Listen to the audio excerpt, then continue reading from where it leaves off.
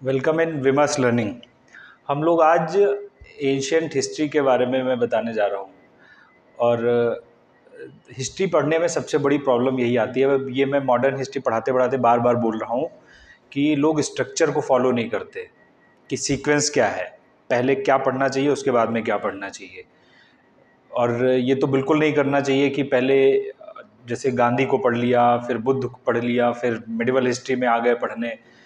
तो ऐसे पढ़ने से तो हिस्ट्री कभी तैयार नहीं होती और उसमें कुछ ना कुछ चीज़ें छूट ही जाती हैं। हम लोग हर हिस्ट्री, चाहे एंशियंट हो, मिडिवल हो, चाहे मॉडर्न हो, सब में सीक्वेंस को ध्यान में रख के हम लोग पढ़ते हैं। और वही सीक्वेंस मैं बताने जा रहा हूँ कि एंशियंट हिस्ट्री में, प्राचीन भारत के इतिहास में किस सीक्वेंस को फॉलो करना है। और आप जब भी पढ़ो, भले ही कम पढ़ो, लेकिन आप सीक्वेंस को फॉलो करो हमेशा। सीक्वेंस से क्या होता है कि आपको पता चलेगा कि कैसे कैसे चीज़ें डेवलप हुई हैं।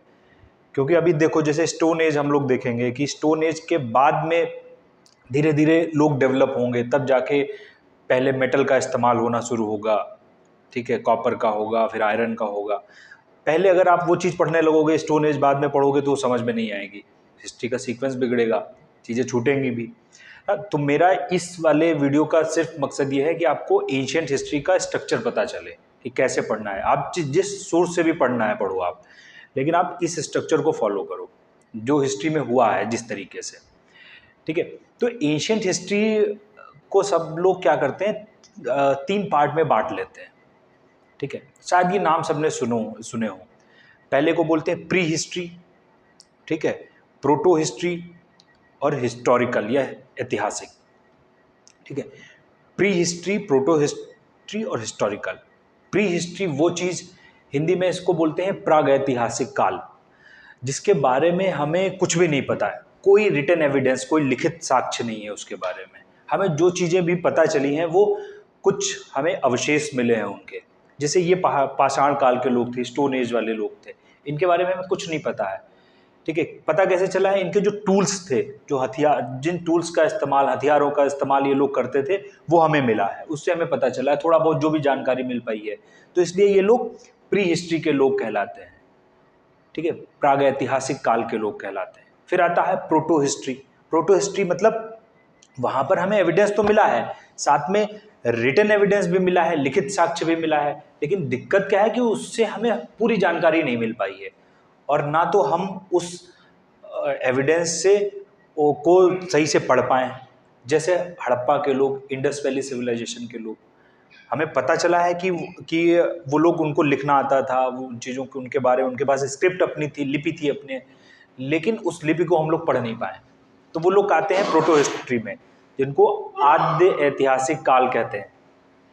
थर्ड आता है हमारा हिस्टोरिकल, जिसको ऐतिहासिक काल बोलते हैं, जिसके बारे में हमारे पास एविडेंस है, पूरा लिखित साक्ष्य भी है और वैसे एविडेंस भी है हमारे पास में, और उनके बारे में हमें पूरा पता है, जिसमें हमारा वैदिक सभ्यता और उसके आगे की चीजें आती हैं, बुद्ध, जैन, ये सब आता है ना।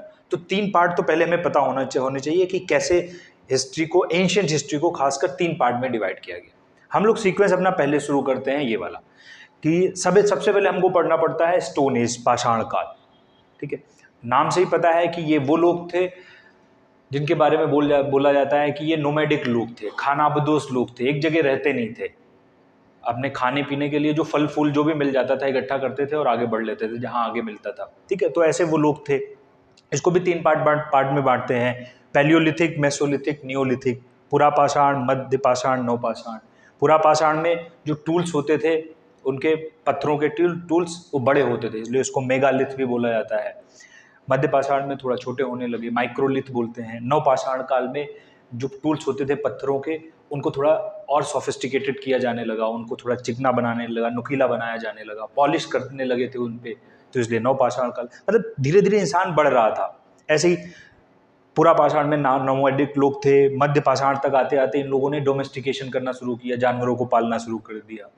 सबसे पहले डॉग को डोमेस्टिकेट किया, कुत्ते को पालना सीखा।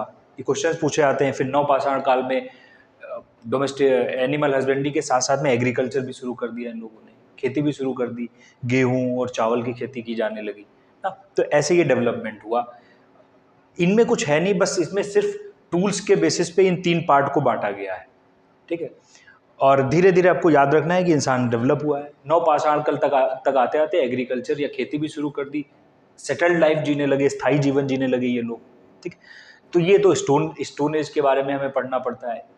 इनकी कुछ फेमस साइट्स हमें पढ़नी पड़ती है, जैसे भीमबेटका केव्स है मध्य प्रदेश में, नियोलिथिक केव्स हैं, नवपाषाण काल के लोगों ने वो केव्स बनाई। ठीक है, बहुत पूछा जाता है कहाँ पे हैं, किस चीज़ से जुड़ी हैं। ऐसे ही मेहरगढ़ पाकिस्तान में भी पड़ता है, जहाँ पर पहली बार हमें राइस का एविडेंस मिलता है, सॉरी वीट का एविडेंस मिलता है, गेहूं का। ठीक है, बहुत क्वेश्चन पूछा था गेहूं के पहले साक्ष्य कहाँ मिलते हैं, ऐसे राइस का पहला एविडेंस कोल ढीवा है। ये सब पाषाणकालीन जगह है। इसके बाद दूसरा टॉपिक हमें पढ़ना पड़ता है कि इंसानों ने पहला मेटल इस्तेमाल करना सीखा, और ये बहुत अच्छा क्वेश्चन है, खूब पूछा जाता है कि पहला मेटल इंसानों ने जो इस्तेमाल किया वो था कॉपर। और ये ऑप्शन ऐसे खूब दिए जाते हैं ऐसे कि आप सीक्वेंस में लगाओ कि सबसे पहले कौन सा मेटल इस्तेमाल किया गया, आयरन, कॉपर, गोल्ड, सिल्वर, इस तरीके से। तो आपको याद रखना है सबसे पहले कॉपर इस्तेमाल किया गया।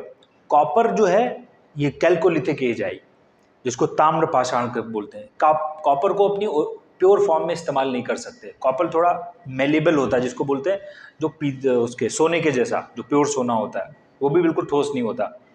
तो कॉपर को ये लोग पत्थर को पीस कर मिलाते थे, और उससे कुछ टूल्स मिले हैं। ठीक है, इसलिए ये माना जाता है कि उसके बीच में ये ताम्र पाषाण काल आया, तांबे और पत्थर को मिलाने वाला। ठीक है, लेकिन बहुत छोटा सा टाइम पीरियड ये था। इसकी कुछ फेमस साइट्स हैं, जैसे महाराष्ट्र में इनाम गांव है, ठीक है, राजस्थान में है बोलन वैली करके ना। तो ये कुछ जगह हैं जो साइट्स हमें इनमें सब में पढ़नी होती है। उसके बाद थोड़ा और इंसान डेवलप हुआ, और उस कॉपर से उसने ब्रोंज बनाया, कांसा बनाया। कॉपर को जब टिन में मिलाना सीखा, और ये पहली बड़ी सभ्यता डेवलप होती है इंडिया में, जिसको ब्रोंज एज सिविलाइजेशन बोला जाता है। ये इसी को हम लोग क्या बोलते हैं, सिंधु घाटी की सभ्यता, इसी का नाम है, क्योंकि ये पूरी सिविलाइजेशन इंडस रिवर के आसपास मिली, सिंधु और उसकी सहायक नदियों के आसपास मिली। इसी की पहली साइट हड़प्पा थी, इसलिए इसको हड़प्पन सिविलाइजेशन भी कहा जाता है। बहुत इंपॉर्टेंट सभ्यता, इसके बारे में फिर हमें पढ़ना पड़ता है, इस सभ्यता के बारे में। ये बहुत लंबी सभ्यता थी, लेकिन इसका जो मेच्योर पीरियड था, बिल्कुल मुख्य पीरियड, वो 2350 से 1750 बिफोर क्राइस्ट, ईसवी पूर्व वाला था, ये वाला। इसका टाइम बहुत पूछा जाता है कि मेच्योर हड़प्पन सभ्यता कब हुई है। तो मतलब आज से लगभग 4500 साल पहले इनके बारे में पढ़ते हैं कि कैसे ये डेवलप्ड लोग थे। और इस सभ्यता को पढ़ा इसीलिए जाता है कि आज से 4500 पहले ये सभ्यता डेवलप हुई थी, और ये सब लोग बोला जाता है कि कंप्लीट अर्बन सिविलाइजेशन थी, शहरी सभ्यता थी, शहरों में लोग रहते थे। आप ये सोचो कि अगर आज से 50 साल पहले देखो इंडिया के बारे में पूछो किसी से, तो बोलते थे कि सब गांव में रहते थे। अभी भी 2011 की सेंसस के अकॉर्डिंग भारत में सिर्फ 31% लोग जो हैं वो शहरों में रहते हैं। अब थोड़ा बढ़ गए होंगे 10 साल में, सेंसस होगी तब पता चलेगा, लेकिन तब भी लगभग 69% लोग, 70% मान लो आप, गांव में रहते हैं। और ये 4500 साल पहले ये सब लोग, इसको अर्बन सिविलाइजेशन बोला जाता है, पूरी तरीके से शहरी सभ्यता। इनके घरों के बारे में पढ़ा जाता है, ये लोग कैसे अपने घर बनाते थे। ठीक है, इनके ड्रेनेज सिस्टम के बारे में, पानी के निकास की व्यवस्था, कि इतने हेल्थ कॉन्शियस लोग थे ना। तो फिर ये हमें पढ़ना पड़ता है हड़प्पा के बारे में डिटेल में। हड़प्पा के लोग जब गए ये 1750 के बाद में, तो उसके बाद एक और नई सभ्यता डेवलप हुई, और ये बोला जाता है कि ये सभ्यता आर्यों ने डेवलप की। भारत में बाहर से आर्य आए, ठीक है, आर्य लोग बाहर से आए, और उनके आने से क्या हुआ, पूछा भी जाता है ये मिडिल ईस्ट से आए। मैक्स मुलर ने थ्योरी दी कि मध्य एशिया से आर्य लोग भारत में आए, और इन्होंने एक बहुत बढ़िया सभ्यता डेवलप की। 1500 बिफोर क्राइस्ट से लेकर, ईसवी पूर्व से लेकर ये चली 600 ईसवी पूर्व तक। इसको हम लोग आयरन एज के नाम से जानते हैं, क्योंकि ये लोग पहली बार लोहा लेके आए अपने साथ में, और आयरन का इस्तेमाल करना सीखा। और इसी सभ्यता को हम लोग वैदिक सिविलाइजेशन के नाम से जानते हैं, कि वैदिक सभ्यता, कि ये आर्य लोग आए तो यहाँ पर वेद लिखे गए। ठीक है, वो सभ्यता जो हिंदू धर्म की पुरानी सभ्यता, यहाँ से माना जाता है कि ये जो हिंदू धर्म है, वैदिक रिलीजन, वो स्टार्ट हुआ यहाँ से। ठीक है, तो ये सभ्यता है, इसी को नाम इसका बहुत इंपॉर्टेंट है, आयरन एज और वैदिक सभ्यता। तो आप अगर देखोगे ना, तो आयरन का इस्तेमाल सबसे बाद में हुआ है, सबसे पहले कॉपर आया था। हड़प्पा के टाइम पे लोगों को सोना चांदी सब के बारे में पता था, आयरन सबसे बाद में आया है। ठीक है, तो ये मेटल का सीक्वेंस भी याद रखना है। वैदिक सभ्यता में हम लोगों को पढ़ना पड़ता है कि देखो सबसे इंपॉर्टेंट चीज होती है, इस सभ्यता को भी दो पार्ट में बांट लेते हैं, अर्ली वैदिक, लेटर वैदिक, पूर्व वैदिक और उत्तर वैदिक काल, कैसे कैसे समाज बदलता गया। इसी वैदिक सभ्यता में एक बहुत बड़ा इंपॉर्टेंट टॉपिक हमें पढ़ना पड़ता है वैदिक लिटरेचर का, वैदिक साहित्य का। इन लोगों ने, ये वैदिक लोग जो थे वो अपने लिटरेचर की वजह से जाने जाते हैं कि इतना अच्छा साहित्य इन्होंने लिखा, ठीक है।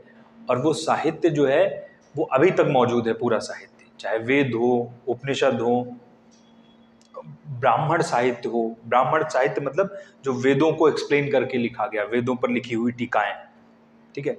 उपनिषद हो गया, ऐसे अरण्यक होता था, फिलॉसफी, ठीक है, फॉरेस्ट बुक्स बोला जाता है अरण्यक को। तो ये सभ्यता आई, वैदिक सभ्यता। फिर वैदिक सभ्यता जब अपने आखिरी दौर में पहुंच रही थी 600 ईस्वी पूर्व के आसपास, तो इस सभ्यता में बहुत बुराइयां आ गई, बहुत ज़्यादा अंधविश्वास आ गए। जब हम लोग पढ़ते हैं ना इस वैदिक सभ्यता को, तो पता चलता है कि कैसे जो पहले वाली सभ्यता थी, ऋग वैदिक सभ्यता, उसमें सब सिस्टम सही था, कोई अंधविश्वास आडंबर नहीं था, लोग प्रकृति की पूजा करते थे, नेचर की, ठीक है। ज़्यादातर जो सबसे इंपॉर्टेंट गॉड थे वो इंद्र थे, पानी के देवता। और लेटर वैदिक तक आते आते, ठीक है, गॉड भी दूसरे तरीके के सब हो गए, ठीक है। तो ऐसे और बहुत सारे आडंबर, अंधविश्वास आ गए। कास्ट सिस्टम जो पहले शुरू हुआ था, वहां पर वर्ण व्यवस्था जो बाई ऑक्यूपेशन थी, काम करने के आधार पर, जो जैसा काम करेगा वैसा उसका वर्ण, ब्राह्मण, क्षत्रिय, वैश्य, शूद्र। और उत्तर वैदिक तक आते आते वो बाई बर्थ हो गई, जन्म के आधार पर। अंधविश्वास हो गया, ठीक है, बलि की प्रथा शुरू हो गई ना। तो ऐसे वुमेन्स की कंडीशन पहले बहुत अच्छी थी, वुमेन को स्वयंवर करने के राइट थे, पॉलिटिकल एक्टिविटीज में भाग लेने का अधिकार था। ऋग्वैदिक काल में हम लोग पढ़ते हैं कि जो समितियां होती थी पॉलिटिकल, जैसे सभा, समिति, विदत, उनमें से जो इम्पोर्टेंट समितियां होती थी विदत और सभा, उसमें भाग लेने का अधिकार था वुमेन्स को। उत्तर वैदिक तक आते आते वो सब अधिकार उनसे छीन लिए गए। तो देखेंगे उत्तर वैदिक तक आते आते बहुत सिस्टम गड़बड़ हो गया, और जब सिस्टम गड़बड़ हो गया तो उसके खिलाफ कुछ ना कुछ होना था। और इसलिए दो नए धर्म आए, बुद्ध और जैन, जिन्होंने उसके अगेंस्ट जो वैदिक रिचुअल्स थे, कर्मकांड थे, उनके खिलाफ आवाज उठानी शुरू की। तो देखो, अगर आप सीक्वेंस से पढ़ोगे तो आपको पता चलेगा सब रिलेटेड है हिस्ट्री। ऐसे नहीं कि बुद्ध जैन पहले पढ़ लिया, वैदिक सभ्यता बाद में पढ़ गई। बुद्ध जैन क्यों आए थे, या उनको लोग सपोर्ट क्यों करते? क्योंकि समाज में इतनी बुराइयां आ चुकी थी। जब इन्होंने रिफॉर्म वाली बात की, अहिंसा की बात करनी शुरू की, ट्रुथ की बात करनी शुरू की, कास्ट सिस्टम के अगेंस्ट बोलना शुरू किया, तब लोगों ने सपोर्ट किया बुद्ध और जैन को। और ये दोनों हमारे बहुत इंपॉर्टेंट टॉपिक हैं, सबको पता ही है एंशिएंट हिस्ट्री में, बुद्ध और जैन के बारे में, ठीक है। बड़ा टॉपिक है हमारा। लगभग 563 ईस्वी पूर्व, 563 बिफोर क्राइस्ट, बुद्ध का जन्म हुआ। उसके कुछ टाइम का बाद जय महावीर जैन का हुआ है। तो ये दोनों रिलीजन आए, ये हमें पढ़ने पड़ते हैं डिटेल में। और मैं बार बार बोलता हूँ, एंशिएंट हिस्ट्री में सबसे ज़्यादा पूछा जाने वाला टॉपिक यही है, बौद्ध धर्म, ठीक है। तो बुद्ध के बारे में हमें डिटेल में पढ़ना होता है कि कैसे कैसे क्या हुआ। मैं भी पढ़ा नहीं रहा हूँ, बस बता रहा हूँ आपको सीक्वेंस क्या है पढ़ना। अच्छा, बुद्ध और जैन, जब समाज थोड़ा सा सही हुआ, यहाँ पर ठीक ठाक हुआ, थोड़ी व्यवस्थाएं सही हुई, व्यापार थोड़ा फिर से बढ़ा, तब यहाँ पर छोटे छोटे एम्पायर्स बनने शुरू। और उन छोटे छोटे एम्पायर्स, जो साम्राज्य थे, वो धीरे धीरे आपस में एक दूसरे पर अटैक करने लगे। और तब जाकर एक समय आया जिसको हम लोग बोलते हैं 16 महाजनपद का समय। भारत में 16 महाजनपद बने। महाजनपद मतलब ग्रेट एम्पायर्स, बड़े एम्पायर्स। और ये 16 महाजनपदों के नाम जो है, इनमें से कुछ बहुत अच्छे एम्पायर्स थे, हमें पढ़ने पड़ते हैं डिटेल में। जैसे वैशाली एम्पायर जो था, वज्जी एम्पायर, वैशाली उसकी कैपिटल थी। वो दुनिया का पहला रिपब्लिक बोला जाता है, गणतंत्र, क्योंकि वहाँ के लोगों ने अपने राजा को चुनना वाला सिस्टम शुरू किया। ये राजा के बाद उसकी पोस्ट जो है वो हेरिडिटरी नहीं होगी, उसके बाद उसका बेटा राजा नहीं बनता, ठीक है। उन्होंने चुनना शुरू किया। ऐसे मल्ल महाजनपद था। 16 महाजनपदों के ज़्यादातर नाम सबने सुने होंगे महाभारत में। महाभारत में जो नाम आते हैं वो ज़्यादातर महाजनपदों के नाम हैं। जैसे अंग महाजनपद था एक, कर्ण जहाँ का राजा था। पांचाल महाजनपद था, ठीक है। मत्स्य महाजनपद था। और ये महाजनपदों के बारे में पूछा जाता है, आज की कौन सी जगह है। ये कई बार क्वेश्चन पूछा गया है कि मत्स्य महाजनपद कहाँ का था, ठीक है। जैसे मत्स्य जो था, ये अभी का राजस्थान जो है, अलवर भरतपुर वाला रीजन, वहाँ पे था। विराटनगर उसकी कैपिटल थी, जहाँ पांडवों ने अपना अज्ञातवास बिताया था। पांचाल महाजनपद, पांचाली द्रौपदी जहाँ की थी, वो बरेली रोहिलखंड वाला एरिया था। ठीक है। कुरु महाजनपद पता ही है, यहाँ इंद्रप्रस्थ वाला जो कुरु महाजनपद यहाँ हस्तिनापुर के आसपास था। ऐसे सौरसेन महाजनपद मथुरा के आसपास था। ठीक है। गांधार महाजनपद अफगानिस्तान के पास में। तो ऐसे महाजनपदों के बारे में पढ़ा जाता है। इन महाजनपदों में जो सबसे पावरफुल निकला, जिसने धीरे धीरे इन सबको एक में यूनाइट कर दिया, वो था मगध। ठीक है। तो हमें आगे की एंशिएंट हिस्ट्री जो पूरी है वो मगध के बारे में पढ़ना पड़ता है कि मगध महाजनपद कैसे स्टार्ट हुआ। तो और मगध महाजनपद का स्टार्ट होता है हर्यक डायनेस्टी से। जिसका जो फाउंडर था उसका नाम था बिंबिसार। ये हर्यक डायनेस्टी वाले, ये बिंबिसार जो था वो बुद्ध के कॉन्टेम्पररी था। बुद्ध और वो समकालीन थे। ये क्वेश्चन पूछे जाते हैं बहुत कि कौन सा डायनेस्टी या कौन सा रूलर बुद्ध का समकालीन था। उसके बाद उसका बेटा अजातशत्रु आया। ठीक है, बड़ा रूलर।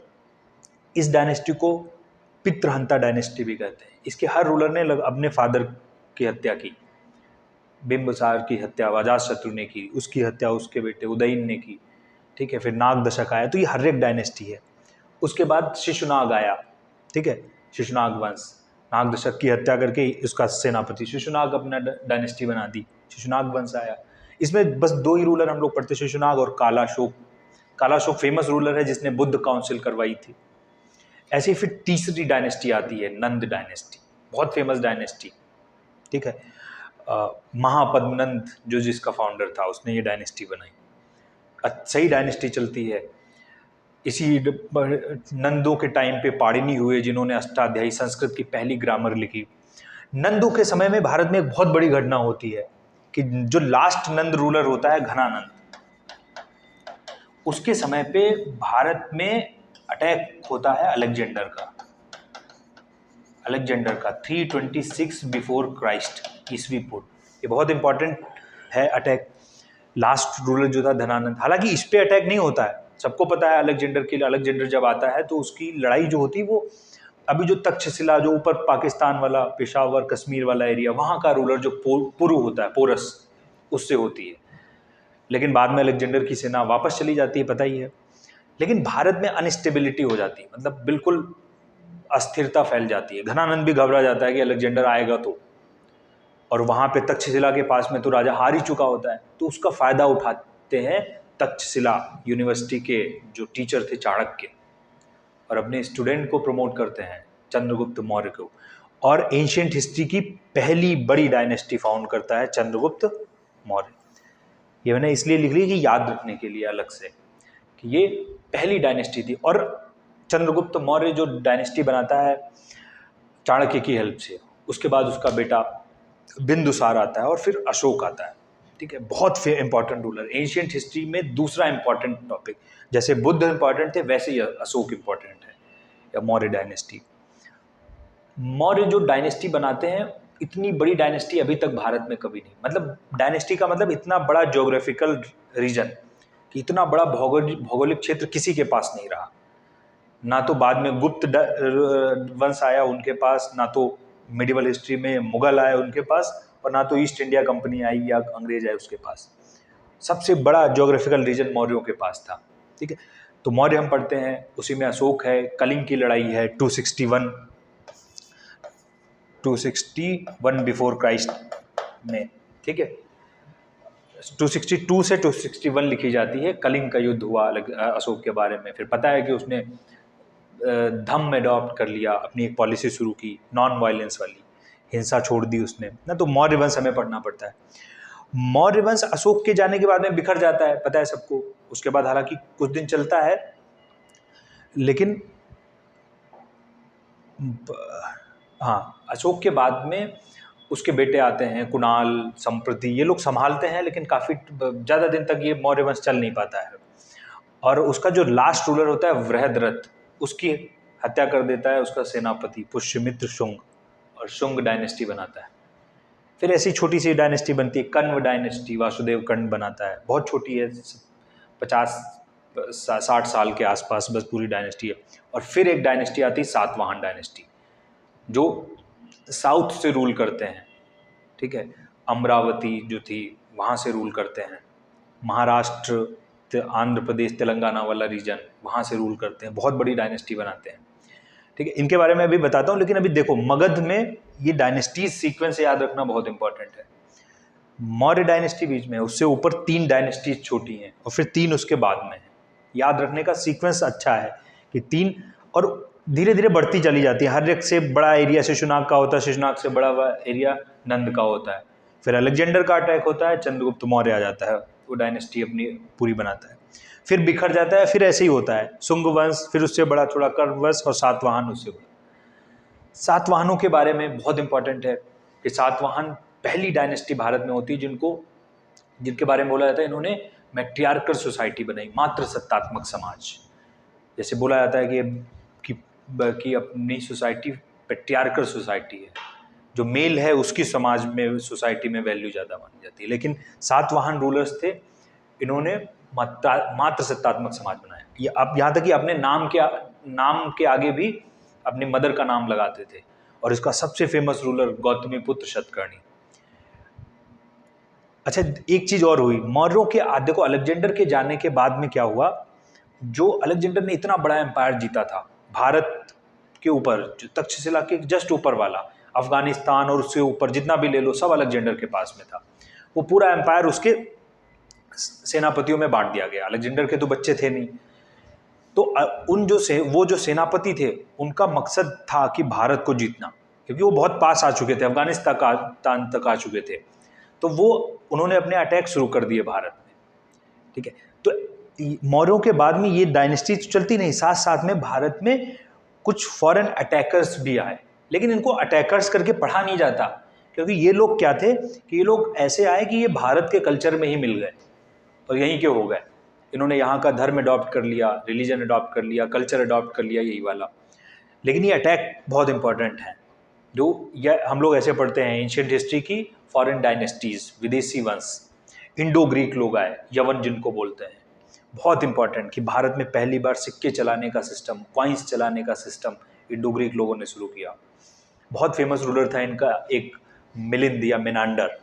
ठीक है, उसके बारे में हम लोग देखते हैं कि उस पर बुक लिखी गई है, मिलिंद पन्नो बुक, बौद्ध धर्म की एक बहुत फेमस बुक है, नागसेन ने लिखी। फिर शक डायनेस्टी उज्जैन में, ये तो बिल्कुल बीच में आते हैं, यहाँ पर उज्जैन में बसते हैं। रुद्रदमन फर्स्ट रूलर होता है इनका, बहुत फेमस, संस्कृत अपनी भाषा अडॉप्ट करता है। जूनागढ़ शिलालेख बहुत इंपॉर्टेंट है, शकों के बारे में पूछा जाता है। अच्छा, एक चीज़ और, इन्हीं शकों को कोई एक रूलर हराता है जिसका विक्रमादित्य नाम होता है, उसके बारे में एग्जैक्ट नहीं पता कौन सा था। जब वो शकों को हराता है तभी से विक्रम संवत शुरू होता है भारत में। 58 ईस्वी पूर्व, 58 बिफोर क्राइस्ट शकों को हराया जाता है, तब विक्रम संवत की शुरुआत होती है। फिर पहला वंश आता है पार्थियंस। ठीक है, छोटी सी डायनेस्टी होती है पार्थियंस की। ठीक है, गोंडोफ्रेनस इनका बहुत इंपॉर्टेंट रूलर होता है। और उसके बाद में चौथी डायनेस्टी आती है कुषाण डायनेस्टी। इन चारों में सबसे फेमस कुषाणों के बारे में बहुत इंपॉर्टेंट है, और इनका सबसे फेमस रूलर हम लोग कनिष्क को पढ़ते हैं कि कैसे कनिष्क जो था उसको लिटिल अशोक बोला जाता है, छोटा अशोक। जैसे अशोक ने काम किए वैसे ही कनिष्क ने लगभग काम किए। बहुत इंपॉर्टेंट, भारत में इसने सिल्क रूट बनवाया ट्रेड करने के लिए, व्यापार करने के लिए। कनिष्क ने मूर्तियां बनाने का सिस्टम शुरू किया। इससे पहले भारत में कभी मूर्तियां नहीं बनाई जाती थी। ठीक है, गांधार और मथुरा शैली डेवलप करवाई कनिष्क ने। कनिष्क का जब राज्याभिषेक हुआ, बना 78 ईस्वी में, 78 कनिष्क जब आया है ये, तब भारत मतलब यहाँ पर बीसी बिफोर क्राइस्ट से एडी में आ चुके हैं, मतलब ईस्वी शुरू हो गई। तो कनिष्क का राज्याभिषेक होता है 78 ईस्वी में। इसको शक संवत बोलते हैं। ठीक है, कनिष्क के राज्याभिषेक, और ये भारत का ऑफिशियल कैलेंडर है 78 ईस्वी पूर्व। शक संवत भारत का अभी भी ऑफिशियल कैलेंडर है, इसके राज्याभिषेक को मनाते हैं।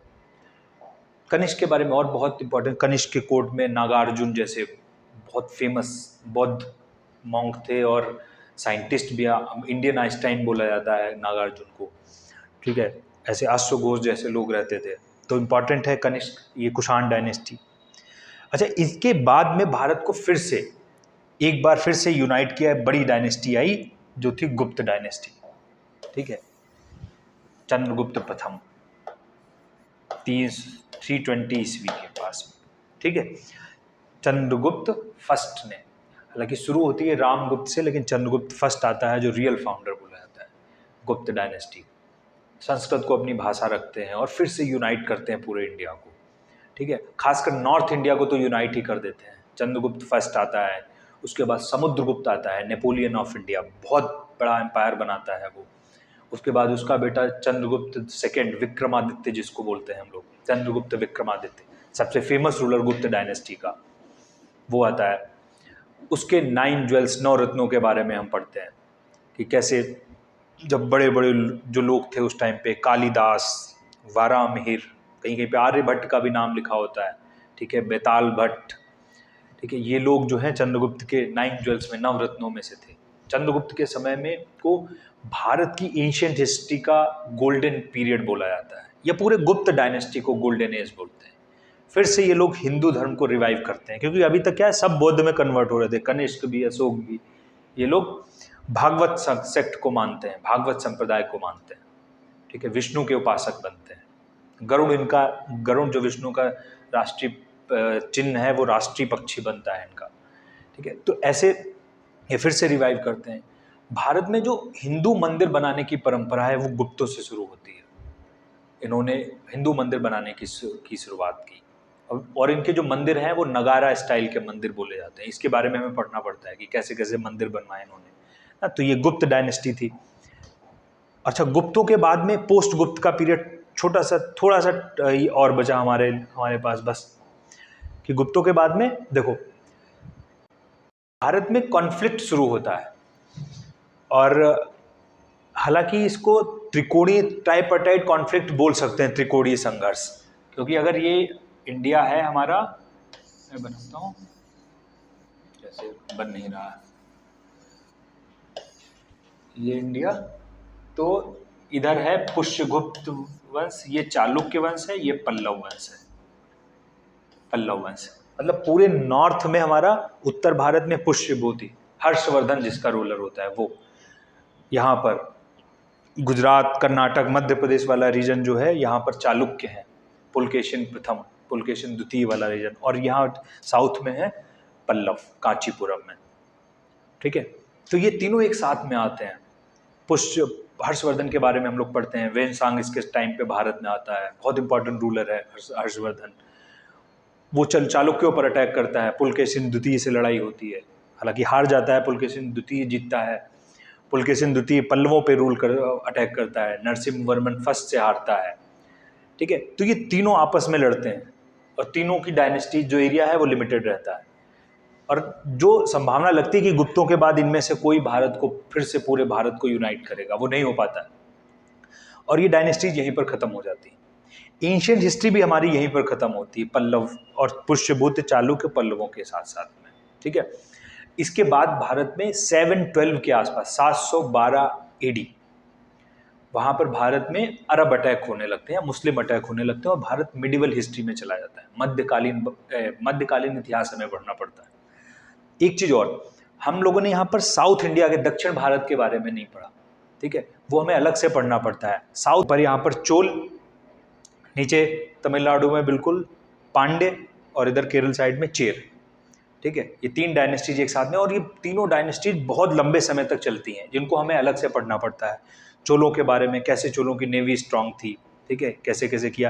ये चोल डायनेस्टी जो है ये बीच में वीक पड़ जाती है, और फिर मिडिवल हिस्ट्री में हमें पढ़नी पड़ती है, मध्यकालीन भारत में जब हम मिडिवल पढ़ते हैं। भारत की अगर लॉन्गेस्ट रनिंग डायनेस्टी कोई है वो है चोल डायनेस्टी, हजारों साल तक चलती है।